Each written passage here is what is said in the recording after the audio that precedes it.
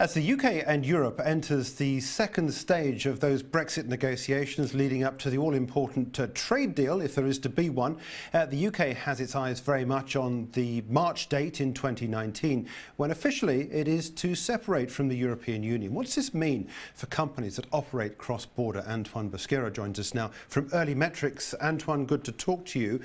You are a non-listed company, of course, so we're not going to talk about your business necessarily in terms of investment potential, but I think you've got good exposure across Europe to give us an indication as to just how companies are preparing themselves for this event.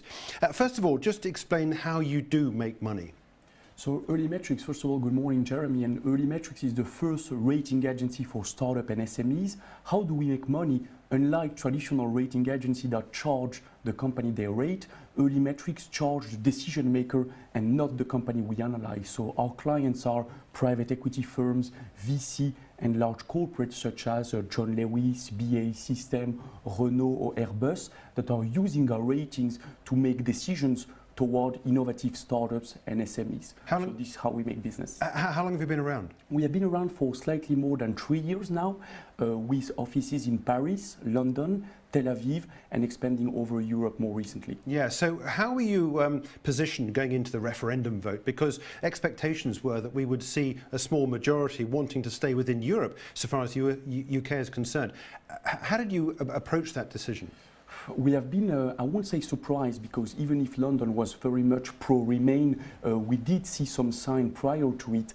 And I think that what we have been seeing is this alternance between very emotional phases just a couple of weeks after, and then entering into a more rational phase, and then emotion went up again when you pushed the red Article 50 button. So alternance of emotion and more rational phases, and hopefully we are going to enter into that more long-term negotiation and actually see what is going to happen with all the bilateral agreements between Great Britain and his European counterparts. So how have things changed for you in terms of the ratings? What have you noticed with companies that are cross-border? They are exposed to this new world that we're approaching. I would say that the main elements and the main fears from young companies, the first one is some evolution in regulation, namely for fintech company with the passporting rights, which was one of the key elements for a London-based company to distribute financial services across border.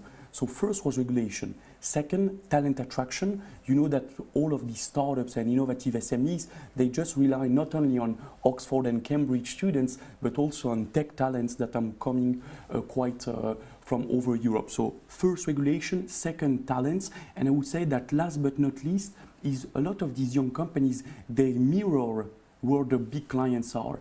And if the big banks or larger European corporates are moving away, the startups, they don't need to move away because of their own reasons. They might just need to mirror where are their large B2B clients or B2B investors. So your UK clients, or the clients rather that you're working for, and the small companies you're assessing in the UK, are they tending now to look for opportunities and go to places within Europe rather than stay in the UK? I would say no, we don't need to be over pessimistic. They stay in the UK because the UK it's also a very interesting local market, and it also gives you exposure toward Asia and the US. But they do consider other locations for their European activity. So I won't say that small tech companies will move out from the UK. They will still remain for many reasons. They might just to consider the weight that they plan to put into the UK, that will be a local market, exposure to Asia, exposure to the US, whereby a couple of years before it could have been a one-stop shop where you've got your operation in the UK and that's it. Now it might change a bit the rules on that. Well, this, of course, is one of the arguments, isn't it, for those that want to see a Brexit, those that want to see a separation between the UK and the EU, and as much as there is an opportunity out there in the Americas. In Asia, as you say, opportunities that markets may not necessarily be available to the UK if we were tied to the European Union. Do you see that as an opportunity? Do you see that as a bigger potential than Europe? Europe, which is apparently stagnating in growth, it's not got an outward-looking trade relationship with any other country, and apart from the fact it remains our biggest market, do you see ultimately the UK being able to capitalise on not being part of Europe? I would say that there will be, out of all the companies and most of all the young ones, there will be people taking it more as an opportunity than as a threat. But for companies that are that small and that young, so the startup and SMEs, our ratings have shown that for them accessing to the Europe market is easier from a distance point of view, a currency point of view, than going toward the US, Asia or South America. So unfortunately, I would say that for small companies that tend to be a bit weaker than established corporates, the Europe has still a stronger potential than other areas, not so much in terms of size, but of accessibility. What do you make then of Martin Schulz's statement a couple of weeks ago saying that by a date in the future he wants to see a proper federal Europe, a United States of Europe? How do you see that working out? I mean, if those companies that want to stay in Europe, is that going to be a hindrance? Are they going to be more inward looking?